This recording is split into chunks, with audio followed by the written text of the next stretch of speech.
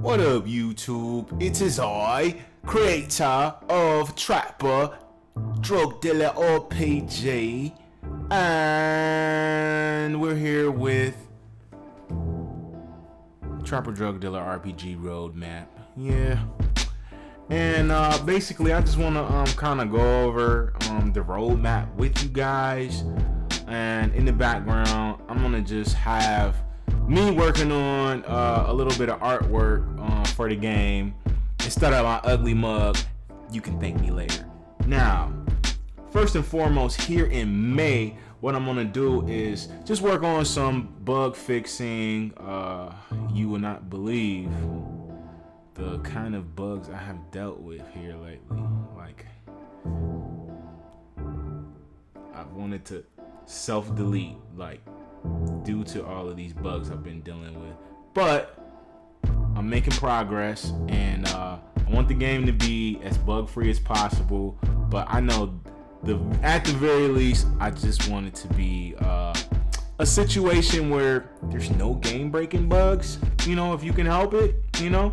And then also I want to work on achievements, get some achievements in the game. I know that a lot of people really care about that. They really like having that in the game, and there's a lot of milestones already currently in the game that I can build around this, so that'll be one of the next steps. And also just want to release the Apple version of the game, and I'm going to try to get all of this out and done by the end of this month.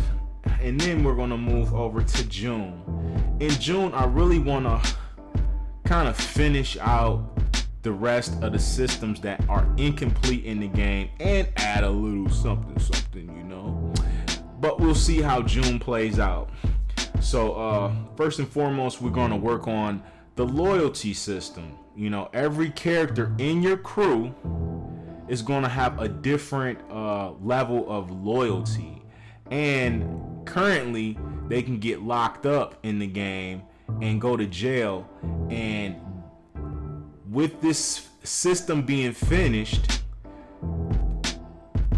the crew members will have basically the ability to snitch if you leave them in jail for too long. So, like, the more loyal the person is, the less likely they're going to snitch on you, unless you just leave them in there forever. You know what I mean? So, bond your guys out. You know, get a lawyer and bail them out, and you'll be fine. You know what I mean? But, you know, depending on the offense, it could be anywhere upwards to $10,000. So you got to make sure you got that cash flow. And next is going to be the Snitch System. And that's basically like I said before, the characters will have the ability to snitch on you, but there is going to be a little something to where if you go to jail, you may be able to snitch on certain other people, but that may be a little bit down the road. Anywho, then I'm just going to improve the fighting system. Like, I like the basis of the fighting system that I have now, but it is a bit janky. You know what I mean? It's a bit, you know, and I know, okay. But, you know, I really was aiming for a really nice minimal viable product, and I feel like that's what I released here. You know, you know, the game isn't perfect, but I am a solo dev, and I'm really doing the best I can. This is the first game I've ever released, you know, period, ever. This is my first game ever, so cut me some slack. Come on, guys, cut me some slack.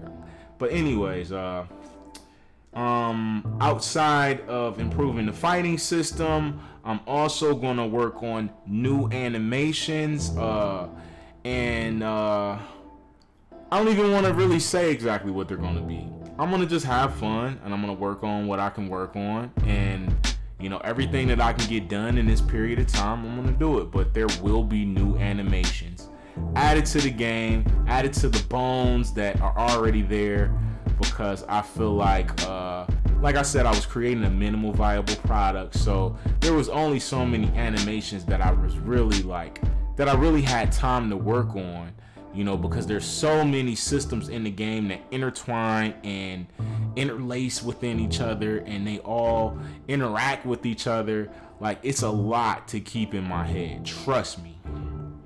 And then the last thing is the police and the detective update. I don't want to go into it too much, but it's gonna be I think it's gonna be a really cool update to add this into the game as another layer of complexity into the game. So we'll see how that works out, but I'm excited for that one. And then we're gonna move on to July and August. In July and August, I'm going to be working on the B-Ball RPG system added to the park. Now, basically, what I'm gonna do here, because the way it currently works is, by simulating the games by clicking a button, which happens really fast. It's just small, it's a small randoms number generation, really just based on the level of skill that they have, which is one linear number. The only way you can really lose skill is by your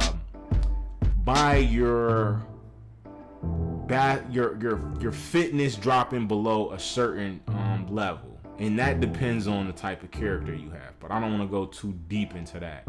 Just keep your character as fit as possible. You don't have to worry about it currently. But once I implement this system, the first layer of it is going to be you're going to have the ability to level up all kinds of basketball stats for your character. Okay, that is going to be shooting, that's going to be rebounding, that's going to be dribbling, among other stats. Shooting as well, layups, dunks. Like, you're going to be able to level this character up the way you want to, you know what I mean? But you're going to have a limited number of points to level this character up. That's the first layer of it. But the second layer of it is going to be an actual turn-based RPG element to the basketball games that gives you control over the game instead of the game just being simulated for you in a quick fashion. Okay? And I really think I'm gonna get rid of just being able to click and simulate through the game, because it's too fast, it's too easy, and it takes no skill to do so. You know what I mean? And I'll see how it works out. Maybe later on, after I implement it, I may change my mind and also add an ability for you to simulate the game. But I've read from certain people that it's really OP. You can just click it and just get money. I don't really want that to be a part of the game, and I think that kind of ruins some of the fun of it. So I really want to find a way to balance that. Okay. And what else with the basketball system? That's pretty much as far as I want to go into it right now, but it's going to take a lot of work. You know what I mean? This is going to be one of the more important features, and it's going to tie into the fist fighting system, to where maybe there's a rough play and you end up getting into a fight with the guy you're playing against. So you go into fist fight, to finish out the game, and whoever wins the fist fight pretty much wins the game, so I want to tie those two systems into each other. And then it's a lot. It's a lot I want to do with it, but that's about as far as I'm gonna give details about what I'm thinking about it so far. And then in September and August, I'm gonna start working on the crew fighting system, where this is gonna be a very, very important part of the game. Really, really important, because I want you to have the ability to control what's going on with your goons, and even have the ability to send out goons, and maybe like an assassin or a contract hitman out, and you can control them in an RPG based like mini game. That would be similar to Gwent in some ways, but also similar to it's escaping me. I can't really think of the other games, but I basically come up with a fighting system, that's really kind of unique on its own. Where it's similar to Gwent is in how the environment is going to affect, your fights. Because you might go into a fight and then it's raining outside, or you might go into a fight and it's a parade going on now. Like, I don't know. Like, it can be, anything, that may affect how the fight plays out, And, these fights are going to be tied into a lot of different systems in the game. So it's going to take me some time to get this system done and done properly. But I kind of want it to be like, a little bit like a card game, because I found that a lot of these like card games are addictively fun, like ridiculously fun. Slay the Spire, amazing, like amazing. Also, Nowhere Profit, I love that game. I love it, So I want to kind of incorporate some of those ideas, not steal anything or take anything exactly, but just the fun that is incorporated in these card games. Like, I gotta get that into Trapper. I gotta get it into the game, and then also just wanted to be known that everything that I'm saying here is subject to changes. You know what I mean? I might change my mind about a system. Maybe I thought a system is a good idea, and then later on when I'm doing everything, it's not really that good of an idea.